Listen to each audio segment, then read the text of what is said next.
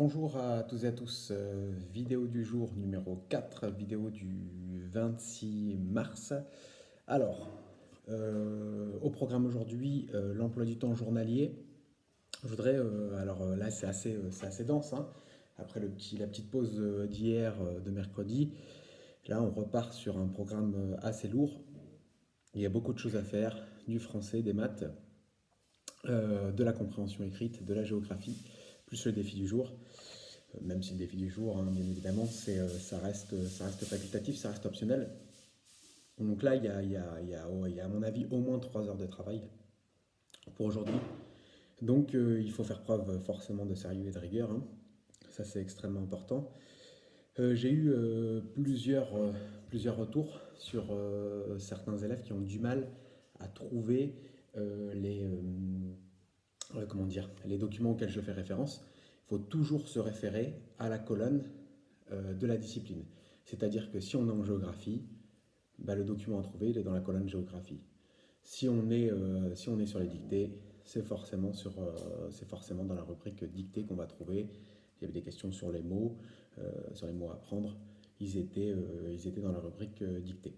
Donc voilà, être vigilant sur ça, bien regarder à chaque fois dans les rubriques, bien fouiller.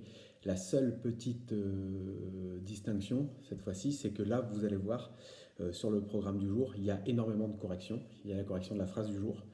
Je voudrais que tout le monde la regarde et soit extrêmement attentif parce que j'ai expliqué des nouvelles choses, notamment la distinction entre la nature et, et la fonction. Et puis je suis revenu sur le complément du nom que pas mal d'entre vous avaient oublié. Donc vraiment, soyez attentifs, regardez-la bien. C'est assez long, mais ça me paraît essentiel si on veut avancer. Donc voilà, après plusieurs types de corrections, la correction au niveau de la géographie, au niveau du résumé, il y a la correction de la dictée, correction de la phrase du jour comme je viens de le donner, plus la correction des questions sur le chapitre 2, sur la première partie du chapitre 2 de l'œil du loup. Donc voilà, il y a pas mal de choses à faire. Bien évidemment, demain, vendredi, je ferai une journée raccourcie puisque je considérerais que, comme tous les vendredis, on travaille qu'au matin.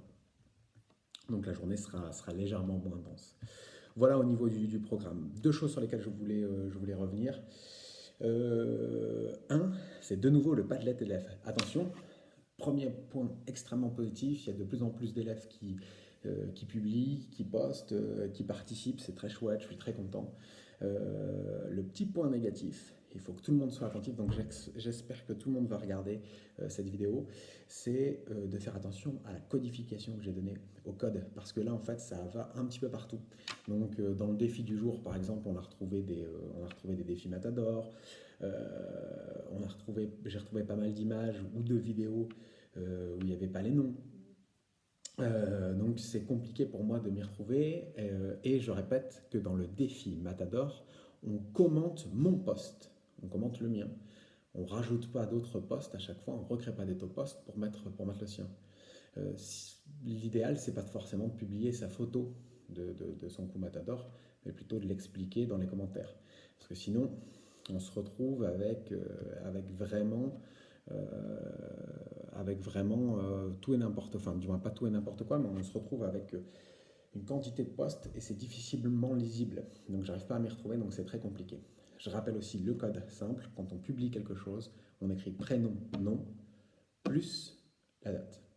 D'accord? Donc ça c'est important. Et dans la rubrique, éventuellement le thème, lorsque par exemple, il y a quelques jours, la géographie, il fallait faire le résumé, ben, on aurait pu mettre donc son prénom, Jonas Vaillant, la date, 24 mars 2020, et tirer résumé sur les inégalités d'accès à Internet. Donc ça, par exemple, on pouvait le codifier comme ça. Et surtout, nom, prénom et la date, s'il vous plaît, avec un petit tiret entre les deux, pour qu'on puisse vraiment s'y retrouver. Enfin, dernière chose, un peu plus facultative, un peu plus optionnelle, un peu plus futile, si j'ose dire, c'est le capsong. Il y en a quelques-uns d'entre vous, super, qui ont déjà appris l'ensemble des mouvements. Moi, je l'ai donné comme date butoir le 8 avril pour qu'on les tous. Mais si vous voulez, ceux qui ont posté pour l'instant, il y avait parfois un léger problème de rythme. Donc j'ai rajouté 2 vidéos. Une vidéo qui est faite dans un collège, qui est plutôt sympa, pour vous montrer le rythme à avoir sur la musique, puisque la semaine prochaine, je rajouterai les paroles aussi à apprendre, qui seront en anglais. Mais là, déjà, essayer d'avoir le rythme avec le gobelet. Et une vidéo plutôt faite par des professionnels. Et là c'est pour vous donner encore une fois une idée du rythme. Donc vous pouvez les regarder pour essayer de rectifier.